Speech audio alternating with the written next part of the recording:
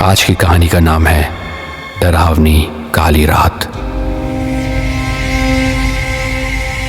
दोस्तों, अक्सर ऐसा होता है ना कि लोग वादा करते हैं, भूल जाते हैं, मगर कुछ लोग ऐसे भी होते हैं जो अपना वादा मरने के बाद भी निभाते हैं। जी हाँ दोस्तों, आज की ये दिल दहला देने वाली कहानी इसी बात पर आधारित है, तो ध्यान से सुनिएगा।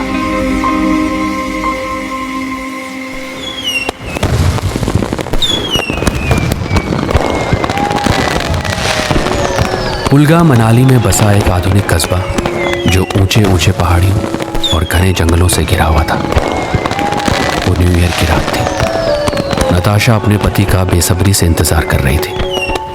नताशा का पति अक्षय पिछले 2 दिन से बिजनेस के सिलसिले में बाहर गया हुआ था और उसने नताशा से वादा किया था कि वो न्यू ईयर की शाम तक हर हाल में लौट आएगा और न्यू ईयर अपने परिवार के साथ ही मनाएगा। रात के 8 बज गए थे मगर अक्षय अभी तक नहीं आया था। उसका मोबाइल भी स्विच ऑफ आ रहा था। कुछ देर बाद नताशा को डोरबेल बजने की आवाज सुनाई थी और उसके कानों में अक्षय की आवाज टकराई। नताशा, नताशा दरवाजा खोलो, मैं आ गया हूं। अक्षय की आवाज सुनकर नताशा चौंक गई क्योंकि अक्षय की आवाज में एक अजीब सा भारीपन था। हाँ जरा रुकिए, मैं अभी आई।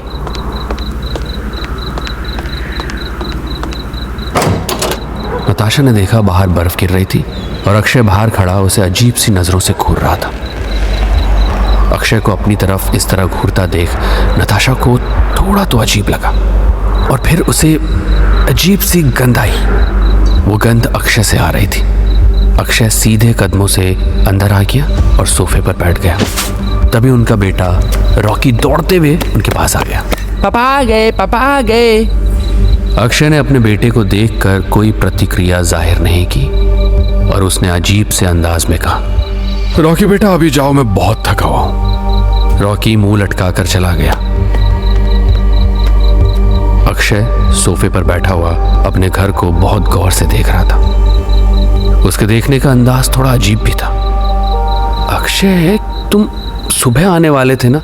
तुम्हें पता है मैं कब से तुम्हारा इंतजार कर रही थी। हमें आज शाम निधि के घर न्यू ईयर पार्टी में जाना था। 8 बज गए हैं, पार्टी शुरू होने वाली होगी, जल्दी चलो ना। देखो नताशा, मैं यहाँ थोड़ी देर के लिए आया हूँ, मुझे वापस जाना एक ज़रूरी काम से, तो मैं वापस चले जाऊँगा, ओके? इतना कहकर अक्षय ने अपना सर थाम लिया और उसके चेहरे पर दर्द झलकने लगा। अक्षय, तुम ठीक तो हो ना?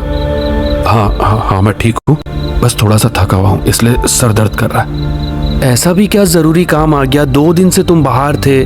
तुम पहले तो सुबह आने वाले थे, अभी इतनी लेट आ रहे हो और फिर बोल रहे हो जाना है। रॉकी का दिल टूट जाएगा, बेचारा कब से खुश होकर घूम रहा है कि पापा आएंगे तो हम पार्टी में जाएंगे। कम से कम उससे ठीक से बात तो कर लो तुम। नताशा की बात सुनकर अक्षय की आंखें अचानक लाल हो गई और उसने गुस्से से नताशा की तरफ देखकर कहा, मैं बस यहाँ पर तुमसे मिलने आया था नताशा, और अब मैं जा रहा हूँ। अक्षय के इस अंदाज को देखकर नताशा हैरत में पड़ गई क्योंकि वो अक्षय को अच्छी तरह से जानती थी। अक्षय ने कभी भी उससे इस तरह से बात नहीं की थी। अक्षय के इस रवैये से वो गहरी सोच में डूब गई। नताशा इससे पहले अक्षय से कुछ कहती कि तभी उसके नाक में फिर से वही गंध टकराई। नताशा ने अपनी नाक पर रुमाल रखकर कहा, अक्षय, ये कैसी बदबू आ रही है तुमसे? किस तरह की बदबू? अक्षय की बात सुनकर नताशा सोच में पड़ गई कि उसे जैसे कुछ याद आ गया और उसने अक्षय की ओर देखकर कहा, ऐसी बदबू जैसे किसी मुर्दे से आती है। नताशा की बात सुनकर अक्षय हंसने लगा।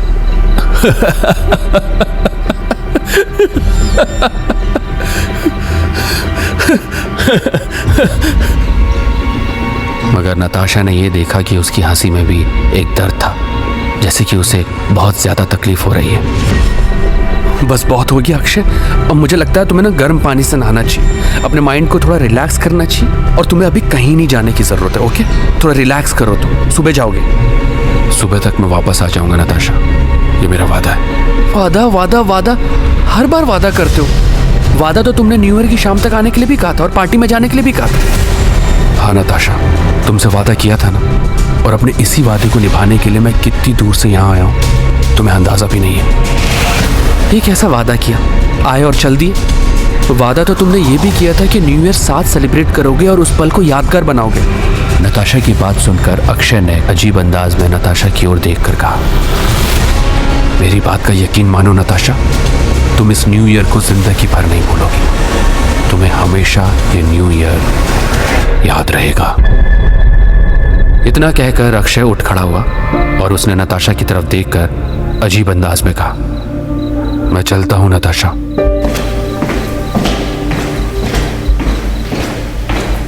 ये बोलकर अक्षय तेजी से घर से बाहर निकल गया।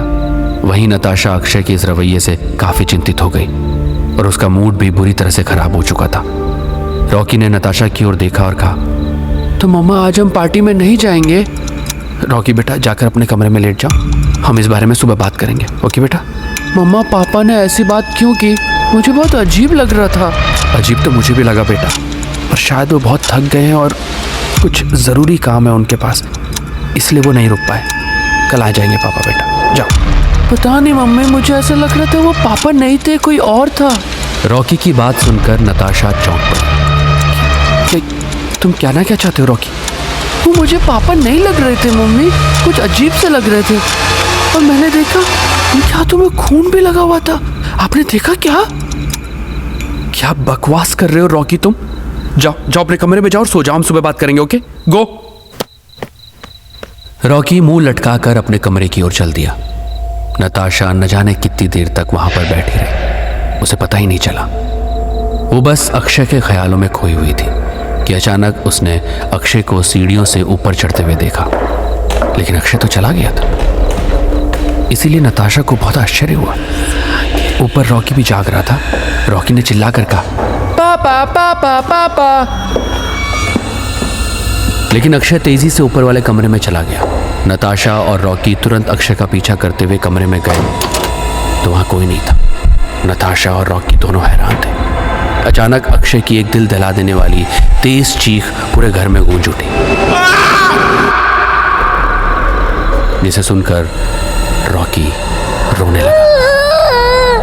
नताशा रॉकी को चुप कराने लगी, लेकिन वो भी इन सभी हो रही घटनाओं से हैरान और डरी हुई थी कि ये सब हो क्या रहा है। जैसे ही नताशा और रॉकी नीचे उतरने के लिए सीढ़ियों के पास गए तो एक कोने में खून से सने हुए 2 हाथों के छाप दिखे। रॉकी उन्हें देखकर डर गया और नताशा भी, क्योंकि वो छाप अक्षय के हाथों के थे और ताज़े खून से बने हुए लग रहे थे। उसे देखकर नताशा और रॉकी घबराकर हॉल के अंदर चले गए और डर के मारे वहीं बैठ गए। काली सन्नाटे ठंड से हाड़ कपा देने वाली भरी हुई रात अपने चरम पर आ चुकी थी कि तभी रात के 2 बजे एक साया तेजी से दौड़ता हुआ नताशा के घर के दरवाजे पर आया और दरवाजे को खोल दिया। दरवाजा खुलने की आवाज सुनकर नताशा हड़बड़ाकर उठ बैठी और डरते डरते दरवाजे के पास पहुंची। उसने देखा दरवाजा खुला हुआ था। वो बोलना चाहती थी लेकिन उसके मुंह से आवाज नहीं निकल रही थी। लेकिन बड़ी हिम्मत करके नताशा ने कहा, कौन है? कौन है? नताशा की आवाज पलटकर नताशा के पास ही आ गई। फिर उसने दरवाजा बंद किया। कुछ सेकंड तक सन्नाटा छाया रहा, लेकिन फिर बाहर से एक आदमी की आवाज आई। नताशा उस आवाज को पहचानती थी। वो आवाज अतुल की थी, जो अक्षय के ऑफिस में काम करता था। मैडम प्लीज दरवाजा खोलिए, मैं अतुल। नताशा उसे जानती थी। उसने दरवाजा खोला तो देखा अतुल काफी हाँफ रहा था, जिसके बाद वो एक गहरी सांस लेकर बोला, मैडम एक बहुत ही बुरी खबर है। अक्षय सर हमारे साथ नहीं रहे मैडम। करीब 5 बजे शाम को एक कार एक्सीडेंट में उनकी मौत हो गई। वो बहुत तेज से कार ड्राइव कर रहे थे, शायद उन्हें घर पहुंचने की जल्दी थी और एक्सीडेंट इतना खतरनाक था कि उनकी मौके पर ही मौत हो गई। I am so sorry madam. कह रहे हैं कि कल सुबह तक अक्षय सर की बॉडी आप लोगों को सौंप दी जाएगी। मैं बस यही बताने आया था। अतुल की बात सुनकर नताशा की हालत काटो तो खून नहीं जैसी हो गई। नताशा बुरी तरह से डर गई और वो सोचने लगी कि अक्षय की मौत शाम 5 बजे हो गई थी, तो रात 8 बजे जो उससे मिलने आया वो कौन था? क्या वो अक्षय की आत्मा थी जो अपना वादा निभाने आई थी? नताशा के कानों में अक्षय की आवाज गूंज उठी। तुमसे वादा किया था ना, और अपने इसी वादे को निभाने के लिए मैं कितनी दूर से यहाँ आया हूँ तुम्हें अंदाजा भी नहीं है।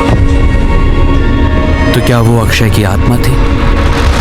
नताशा इस रहस्य को आज तक नहीं समझ पाई। अगर अक्षय ने मरकर भी अपना वादा निभाया है तो नताशा के लिए उसका ये वादा काफी खौफनाक वादा रहा। और जैसा कि अक्षय ने कहा था, नताशा आज तक उस न्यू ईयर की रात को नहीं भूल पाई।